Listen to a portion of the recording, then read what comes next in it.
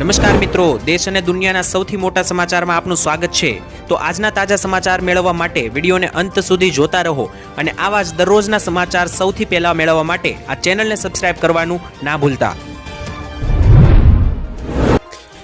तो मित्रों आज प्रथम समाचार विषय बात करें तो ચોમાસાનો પહેલો રાઉન્ડ ગુજરાતમાં ક્યારે શરૂ થશે અને તારીખ સાથેની માહિતી સામે આવી ગઈ છે અને ગુજરાતમાં પહેલા રાઉન્ડની અંદર મિત્રો જુદા જુદા વેધર મોડેલો આપણી પાસે સામે આવ્યા છે જે જોતા માહિતી સામે આવી રહી છે કે ગુજરાતમાં જે ચોમાસાનો પહેલો રાઉન્ડ છે તેની અંદર 7 ઇંચના વરસાદોની આગાહી કરી નાખવામાં આવી છે। ત્યારે વિસ્તારથી સમજાવીએ કે ચોમાસું ગુજરાતમાં ક્યારે બેસી શકે, વાવણી લાયક વરસાદ ક્યારે પડી શકે અને અત્યારે હાલ મિત્રો જોવા જઈએ તો ચોમાસું ભારતની અંદર 12 રાજ્યોની અંદર શરૂ થઈ ચૂક્યું છે અને ગુજરાત રાજ્યની અંદર હવે આગામી કેટલાક દિવસોમાં ચોમાસું શરૂ થવાનું છે। ત્યારે તેને લઈને હવામાન વિભાગની કેટલીક આગાહીઓ અનુસાર આગામી 7 દિવસ ગુજરાતના દક્ષિણીય ભાગો અને સૌરાષ્ટ્રના કેટલાક ભાગોમાં હળવાથી મધ્યમ વરસાદની સંભાવના છે। અમદાવાદમાં પણ અત્યારે હાલ વાદળછાયું વાતાવરણ છે। ત્યારે તમને જણાવીએ તો ગુજરાતમાં 11 જૂન પછી જે છે તે ચોમાસાનો અસલી મિજાજ જોવા મળશે અને વરસાદનું જોર વધશે। જો કે ચોમાસું 15 થી 20 તારીખની વચ્ચે ગુજરાતમાં એન્ટ્રી લે તેવું લાગી રહ્યું છે, પરંતુ 11 તારીખથી ચોમાસા જેવો માહોલ બનવા લાગશે। કેટલાક ભાગોમાં વાદળીય વાતાવરણ અને છૂટાછવાયા વરસાદનું જોર જે છે તે વધવા લાગશે। જો કે હજુ પણ ગરમીમાંથી સંપૂર્ણ રાહત મળી નથી। છેલ્લા 24 કલાકમાં હજુ પણ તાપમાન 40-41 ડિગ્રી ગુજરાતમાં જોવા મળી રહ્યું છે।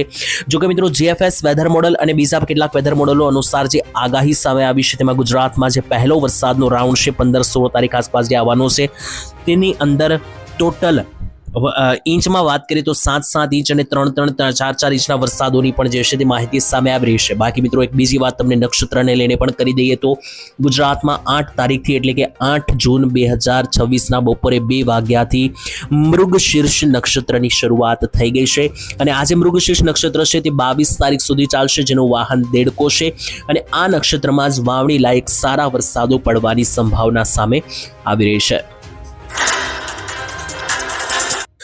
ત્યાર પછીના મહત્વના સમાચાર જોઈએ તો ગેસ સિલિન્ડરના ભાવમાં મોટો વધારો કરવામાં આવ્યો છે। સૌથી મોટા સમાચાર હાલ અત્યારે મળી રહ્યા છે। ત્યારે કેન્દ્રીય મંત્રી પ્રહલાદ જોશીએ આ ભાવ વધારા પાછળ કારણો જણાવ્યું કે અમેરિકા અને ઈરાન વચ્ચે જે તણાવ વધ્યું છે, વૈશ્વિક સપ્લાય ચેનમાં આવેલી અડચણો અને ટ્રાન્સપોર્ટેશનમાં વધેલા ખર્ચને કારણે 7 જૂનના રોજ મિત્રો જે છે તે નવો નિર્ણય લેવામાં આવ્યો છે અને હવે જે તમે ઘરે એલપીજી ગેસ સિલિન્ડર વાપરો છો, જે રાંધણ ગેસ તરીકે મિત્રો તમે જે ગેસ વાપરો છો તેની અંદર મોટો ભાવ વધારો કરવામાં આવ્યો।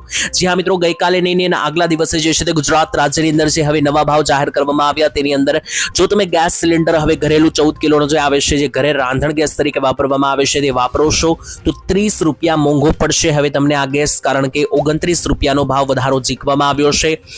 છેલ્લો વધારો જે છે તે માર્ચ મહિનામાં કરવામાં આવ્યો હતો, એટલે કે ત્રીજા મહિના માર્ચ મહિનાની અંદર 60 રૂપિયા વધારવામાં આવ્યા હતા અને અત્યારે ફરીથી 30 રૂપિયા વધાર્યા છે। તો છેલ્લા 3 મહિનામાં એલપીજી સિલિન્ડરમાં અંદાજિત 100 રૂપિયા જેટલો વધારો કરવામાં આવ્યો છે અને હવે નવા જે ભાવ છે મિત્રો 950 રૂપિયા ગુજરાતમાં જોવા મળી રહ્યા છે ગેસ સિલિન્ડરના। ત્યારે આ જે મિત્રો ભાવ વધારો છે તેની પાછળ કારણ કેન્દ્રીય મંત્રી પ્રહલાદ જોશીએ એ આપ્યું કે અત્યારે હાલ જે યુદ્ધની પરિસ્થિતિ ચાલી રહી છે તેને લઈને આ ભાવ વધી રહ્યા છે।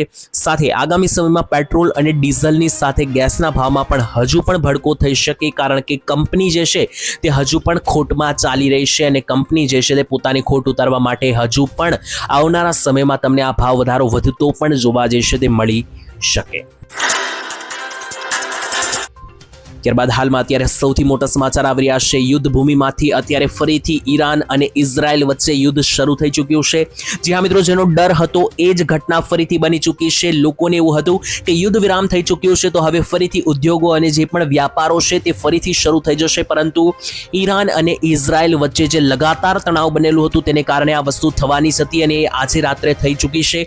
ઈરાન અને ઇઝરાયલ યુદ્ધ વચ્ચે અમેરિકાના રાષ્ટ્રપતિ ડોનાલ્ડ ટ્રમ્પે બંને દેશોને તાત્કાલિક હુમલા બંધ કરવાની કડકમાં કડક ચેતવણી આપી છે, પરંતુ આનાથી શું થશે, કારણ કે મિત્રો ઇઝરાયલે અચાનક ઈરાન ઉપર હુમલા કર્યા અને ઈરાને વળતા જવાબ રૂપે બેલિસ્ટિક મિસાઇલો વડે મોટા મિત્રો એર સ્ટ્રાઇક વડે હુમલાઓ કર્યા છે અને આ બધું રાત્રિના સમયે થયું છે। ત્યારે આથી મિત્રો જે છે ફરી એકવાર હવે આ યુદ્ધ જે શરૂ છે મધ્ય એશિયાની અંદર એ ફરીથી શરૂ થઈ ચૂક્યું છે અને આનાથી સૌથી મોટો ડર એ છે કે ઈરાન ફરીથી સ્ટેટ ઓફ હોર્મુઝ ઉપર રોક લગાવી શકે, જેને કારણે ભારતનો જે બહારથી મિત્રો વ્યાપાર થાય છે, જે વસ્તુઓ અહીંયાથી બહાર જાય છે, બહારથી ભારતમાં આયાત કરવામાં આવે છે. ખાસ તો LPG oil, crude oil, diesel આ બધી વસ્તુઓમાં ફરી એકવાર મિત્રો જે છે તે ક્રાઇસિસ જોવા મળી શકે. અને સૌથી મોટી વસ્તુ એ છે કે ટ્રમ્પના મતે 3 મહિના લાંબા સંઘર્ષ હવે અંત આવી શકે, પરંતુ 2 થી 3 દિવસમાં જ ઐતિહાસિક શાંતિ કરાર ઉપર હસ્તાક્ષર થઈ શકે. એટલે કે આટલું મોટું યુદ્ધ ફરીથી શરૂ થઈ ચૂક્યું છે, છતાં પણ ડોનાલ્ડ ટ્રમ્પ કે જે અમેરિકાના રાષ્ટ્રપતિ છે તે હજુ પણ યુદ્ધ વિરામનું રોણું રોઈ રહ્યા છે. આ માટે તેમણે ઇઝરાયેલના વડાપ્રધાન બેન્જામિન નેતન્યાહુને ખાસ કરીને વિનંતી કરી છે કે યુદ્ધ હુમલા ફરીથી બંધ કરવામાં આવે, કારણ કે જો આ હુમલા બંધ નહીં થાય તો એનાથી હમણાં જે શાંતિ કરારો ચાલી રહ્યા છે તે જોખમમાં મુકાઈ શકે. જો કે મિત્રો પહેલેથી જ જોખમમાં મુકાઈ ચૂક્યા છે, કારણ કે શાંતિ કરાર તો કેદુના મિત્રો થઈ ચૂકેલા છે અંદાજિત 1 મહિના પહેલા, છતાં પણ આ યુદ્ધ અને આ હુમલાઓ જે છે તે બંધ થવાનું નામ લઈ રહ્યા નથી. હવે મેઇન વાત એ છે કે મિત્રો આ યુદ્ધ અને આજે મિત્રો નાનું યુદ્ધ 4-5 દિવસ ચાલનારું યુદ્ધ ડોનાલ્ડ ટ્રમ્પે સમજીને જે શરૂ કર્યું હતું, જે હવે અંદાજિત 5 મહિના સુધી ખેંચાઈ ગયું છે. અને આગળ પણ જો આ યુદ્ધ ખેંચાય છે તો માત્ર આ 2-3 દેશ કે જે યુદ્ધમાં છે તેને નુકસાન નથી, પરંતુ આખા વિશ્વ ઉપર એક સૌથી મોટો આર્થિક સંકટ દોડાઈ રહ્યું છે. કારણ કે આ યુદ્ધને કારણે માત્ર ત્યાં મિત્રો મિસાઇલો લાગી રહી છે, એટલે કે એકબીજા દેશો પર ત્યાં મિસાઇલ લાગી રહી છે, તેની અસર વિશ્વના તમામ દેશો ઉપર, મોંઘવારી વધી રહી છે, ઇન્ફ્લેશન વધી રહી છે, બીજા નંબર ઉપર વ્યાપારો અટકી ચૂક્યા છે, અને ખાસ સૌથી મોટી વસ્તુ એ છે કે ઇમ્પોર્ટ એક્સપોર્ટ ઉપર સૌથી મોટો ખતરો બનેલો છે. ત્યાર પછી જોઈએ તો વીજ કંપનીઓ સામે ખેડૂતોનો સૌથી મોટો હલ્લાબોલ. જી હા મિત્રો, અત્યારે હાલ સૌરાષ્ટ્રમાંથી એક સૌથી મોટી માહિતી સામે આવી રહી છે. ખેડૂતો અને વીજળીની જે કંપનીઓ છે તેમના વિરુદ્ધ લગાતાર સંઘર્ષો વધી રહ્યા છે.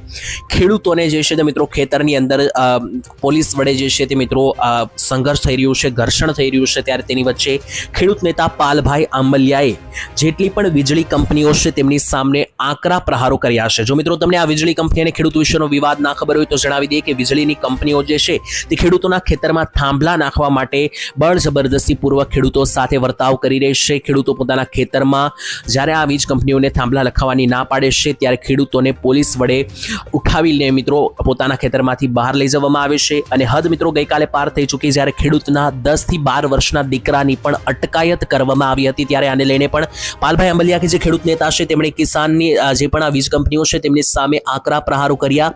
ખેડૂતોના આ આક્રોશને સમર્થન આપવા માટે કિસાન નેતા પાલભાઈ આંબલિયા સ્થળ ઉપર દોડી આવ્યા. તેમણે કંપનીઓની જો હુકુમી સામે આકરા પ્રહારો કરતા કહ્યું કે ખેડૂતોની જમીન ઉપર તેમની મરજી વિરુદ્ધ આ પ્રકારે કામગીરી કરવી એ અસારાસર અન્યાય છે. કારણ કે જમીન ખેડૂતની છે તો ખેડૂતોની મરજી વગર જે છે તે આ પ્રકારની કામગીરી ન થવી જોઈએ. કંપનીઓના અધિકારોનું કાયદાનું ઉલ્લંઘન કરી રહ્યા છે. તેમણે આ મામલે કંપની સામે તાત્કાલિક કાયદેસર કાર્યવાહી કરવાની ઉગ્ર માંગ કરી છે. સાથે મિત્રો તમને જણાવે તો ખેડૂતો જે છે તે અત્યારે ખૂબ જ વધારે લડી લેવાના મોડમાં છે. કેટલાક ખેડૂતો તરફથી મોટી ચીમકીઓ આપવામાં આવી છે કે 15 જૂને ટ્રેક્ટરો લઈને ખેડૂતો જે છે તે ગાંધીનગર વિરોધ પ્રદર્શન કરવા પહોંચી શકે હજારોની સંખ્યામાં. અને મિત્રો જો આવું થાય છે તો ગુજરાતમાં ફરી એકવાર એક મોટું ખેડૂત આંદોલન ખેડાઈ શકે. ત્યારબાદ હાલ મિત્રો એક મોટા સમાચાર આવી રહ્યા છે. એક નવી યોજના વિશે માહિતી આવી રહી છે, તેના વિશે સમજીએ. તો નિવૃત્તિ પછી જો તમે પણ દર મહિને ફિક્સ અને સુરક્ષિત આવક ઈચ્છતા હોય તો તમારા માટે સૌથી મહત્વના સમાચાર આવી રહ્યા છે. ભારત સરકારની આ સિનિયર સિટીઝન સેવિંગ નામની મિત્રો આ યોજના છે. હવે આ યોજનામાં કઈ રીતના તમને પૈસા મળવાના છે સાથે મિત્રો જણાવી તો આ યોજનાની અંદર દર મહિને તમને 20,000 રૂપિયા સુધીનું વ્યાજ મળશે. કઈ રીતના તમે આ 20,000નું વ્યાજ દર મહિને મેળવી શકો, આના માટે તમારે કેટલા રૂપિયા રોકવા પડશે, આ બધી વસ્તુ સમજીએ. તો દર મહિને આશરે મિત્રો જે છે તમને 20,000 રૂપિયા સુધીની શાનદાર કમાણી ઘરે બેઠા માત્ર વ્યાજ મળવાથી થશે. આની અંદર 8.5% જેટલું લગભગ, એટલે કે 8.25% જેટલું મિત્રો આકર્ષક વ્યાજ દર તમને મળશે. અને આ જે યોજના છે તેની અંદર તમારા પૈસા પૂરેપૂરા સુરક્ષિત પણ રહેવાના છે. અને દર 3 મહિનાની અંદર વ્યાજની રકમ તમારા ખાતામાં જમા પણ થઈ જશે. આવો મિત્રો જાણીએ કે આ યોજનાનું નામ શું છે, યોજનામાં પૈસા કઈ રીતના મળે છે અને એના માટે તમારે કેટલા રૂપિયા રોકવા પડશે. તો મિત્રો ઘરે બેઠા 20,000 રૂપિયા સુધીનું વ્યાજ દર મહિને મેળવવા માટે આ યોજનામાં સૌથી પહેલા વરિષ્ઠ નાગરિકો માટેની આ યોજના છે, જેમાં બચત યોજનામાં ખોલવામાં આવતું ખાતું 5 વર્ષ માટે હોય છે.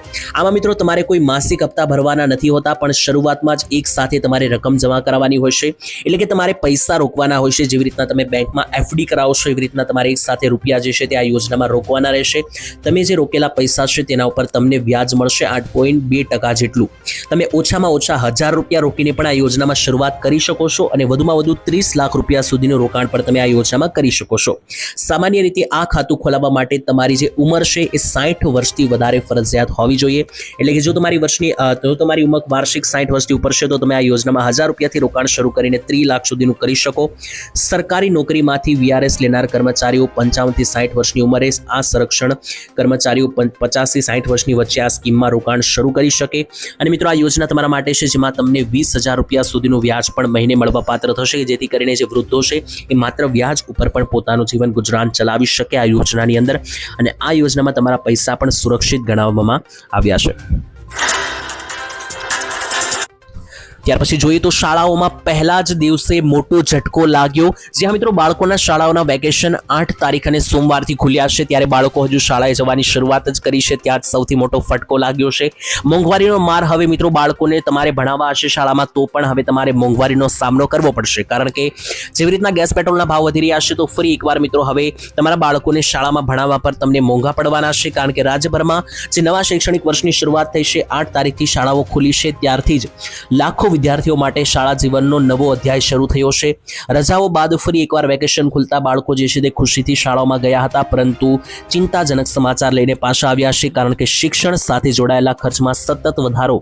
તેની વચ્ચે હવે મિત્રો સ્કૂલ ટ્રાન્સપોર્ટેશન મોંઘું બન્યું છે. નવા નિયમો અનુસાર ભાડાની અંદર મહિને 200 રૂપિયાનો વધારો કરવામાં આવ્યો છે રિક્ષા અને બસ ભાડાની અંદર.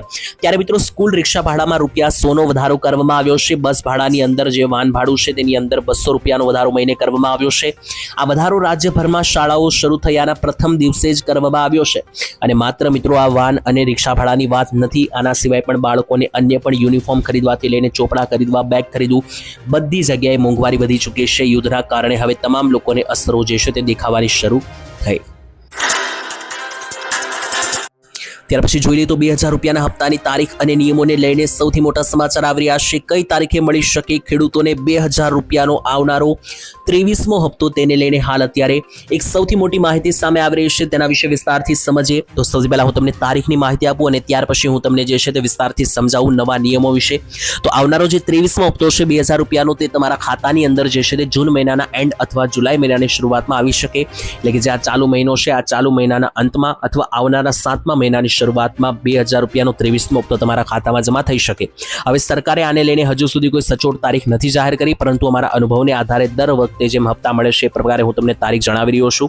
અને એમ પણ હવે સરકાર તારીખ જાહેર નથી કરતી, સીધા હપ્તા જે છે તે પણ ઘણી વખત ખાતામાં જમા કરતી હોય છે. તો તારીખની વાત થઈ ગઈ. હવે તમને સમજાવું કે જે નવા નિયમો છે તો શું છે. સૌથી પહેલા 2000 રૂપિયાના હપ્તાને લઈને જે નવા નિયમો છે તેની અંદર પહેલા તો હવે તમારે દર વર્ષે ઈ-કેવાયસી કરાવવું પડશે. જે હા મિત્રો ઈ-કેવાયસી તમને એમ થતું હશે કે એમાં નવું શું છે, તો મિત્રો પહેલા ઈ-કેવાયસી તમે એક વખત કરાવો તો તમારે વારંવાર નહોતું કરાવવું પડતું, પરંતુ હવે દર વર્ષે જો તમારે 2000 રૂપિયાના હપ્તાનો લાભ લેવો છે તો દર વર્ષે દિવાળી પછી જે નવું વર્ષ શરૂ થાય છે તેની અંદર ફરજિયાત તમારે ઈ-કેવાયસી હવે કરાવવું જ પડશે. આનાથી મિત્રો એક ખોટ છે અને એક ફાયદો છે. ખોટ એ છે કે વારંવાર ખેડૂતોને ઈ-કેવાયસી કરવા માટે દોડવું પડશે, અને ફાયદો એ છે કે જે પણ ખેડૂતોને હપ્તા બંધ થઈ ચૂકેલા છે, લાંબા સમયથી નથી મળ્યા, તો આ ઈ-કેવાયસી કરાવવાથી તેમને ફરીથી હપ્તા શરૂ થઈ શકે. અને ઈ-કેવાયસી તમે કઈ રીતના કરાવી શકશો, તો એના માટે પણ 2-3 પદ્ધતિઓ છે મિત્રો. સૌથી પહેલા તો તમે ઈ-કેવાયસી ફેસ ઓથેન્ટિફિકેશન એટલે કે તમારું મોઢાનું સ્કેન કરીને કરાવી શકશો ચહેરાથી.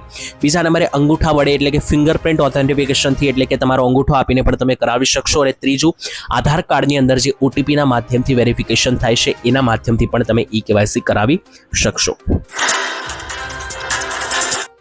ત્યારબાદ મહત્વના સમાચાર જોઈએ તો યુદ્ધ શરૂ થતાં જ ભારતીયો માટે હાઈ એલર્ટ સૂચવી દેવામાં આવ્યું છે. તેની વચ્ચે યુદ્ધને લઈને મિત્રો એક મહત્વપૂર્ણ સમાચાર આપણી વચ્ચે સામે આવી રહ્યા છે. ત્યારે મિત્રો તમને જણાવી દઈએ તો આજે યુદ્ધ છે રશિયા અને ઇઝરાયલ વચ્ચેનું, તેને કારણે હવે એક મોટો હોબાળો મચી ચૂક્યો છે. ત્યારે વિસ્તારથી સમજાવીએ તો આ જે યુદ્ધ છે તેને કારણે મિત્રો જે છે તે સૌથી મોટો ખતરો ઊભો થયો છે, કારણ કે રાતોરાત જે ઈરાન અને ઇઝરાયલે એકબીજા ઉપર હુમલા ફરતું શરૂ કર્યા છે. 8 તારીખની રાત્રે મિત્રો આ હુમલા થયા ત્યાર પછી જેટલા પણ લોકો ભારતીય લોકો ત્યાં રહે છે ઈરાનની અંદર, તેમને તાત્કાલિક દેશ ખાલી કરવાની માહિતી આપી છે ભારતીય સરકારે. જે હા મિત્રો પશ્ચિમ એશિયામાં ફરી એકવાર યુદ્ધ ફાટી નીકળ્યું છે. સોમવારે ઈરાન અને ઇઝરાયલે એકબીજા ઉપર રાત્રે મોટા હુમલાઓ કર્યા છે. આ પછી ભારતે આ પ્રદેશમાં રહેતા એટલે કે જ્યાં યુદ્ધ ચાલી રહ્યું છે ત્યાં જેટલા પણ ભારતીયો રહેતા હોય તેવા નાગરિકોને ચેતવણી આપવામાં આવી છે. તેહરાનની અંદર એટલે કે ઈરાનમાં રહેતા જેટલા પણ ભારતીય લોકો છે તેમને ભારતીય દૂતાવાસે એક સલાહ જાહેર કરી છે કે ભારતીય નાગરિકો શક્ય તેટલી વહેલે ઈરાન છોડી દેવા વિનંતી એટલે કે ઈરાન ઈરાનમાંથી બહાર નીકળવામાં આવે ભારતીયોને તેવી દૂતાવાસે સૂચના આપી છે.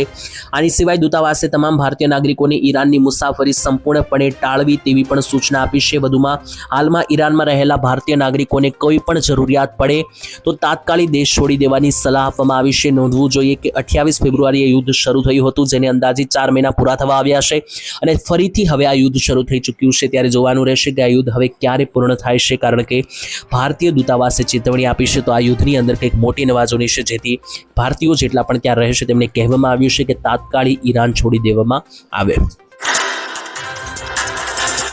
ત્યાર પછી જોઈએ તો યુદ્ધની અસરને કારણે સોના ચાંદીના ભાવમાં પણ એક મોટી ઉથલપાથલ જોવા મળી છે. જી હા દર્શક મિત્રો, જેવું રાત્રે યુદ્ધ શરૂ થયું ત્યાર પછી તરત જ મિત્રો શેર માર્કેટ અને જેટલી પણ ઇન્ડિયન માર્કેટો છે તેની અંદર એક મોટો ધડામ એટલે કે ક્રેશ જોવા મળ્યો. ત્યારે સેન્સેક્સ નિફ્ટી જેવી મોટી પણ મિત્રો જે માર્કેટ છે ઇન્ડિયન, તેની અંદર એક મોટો ધડાકો જોવા મળ્યો અને સૌથી મોટું બજાર છે સોના ચાંદી બજાર, એની અંદર પણ એક મોટી ઉથલપાથલ જોવા મળી છે.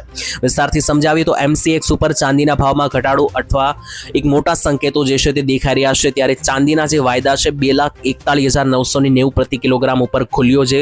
તે મિત્રો તમને જણાવી દઈએ તો શુક્રવારે 2,48,000 રૂપિયા ભાવ હતા. શનિ રવિ માર્કેટ બંધ રહી અને સોમવારે સીધી માર્કેટ ખુલતાની સાથે ભાવ 2,41,000 ખુલ્યો.